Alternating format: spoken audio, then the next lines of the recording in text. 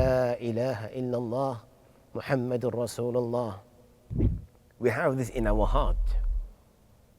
This is something which we say the key of Jannah.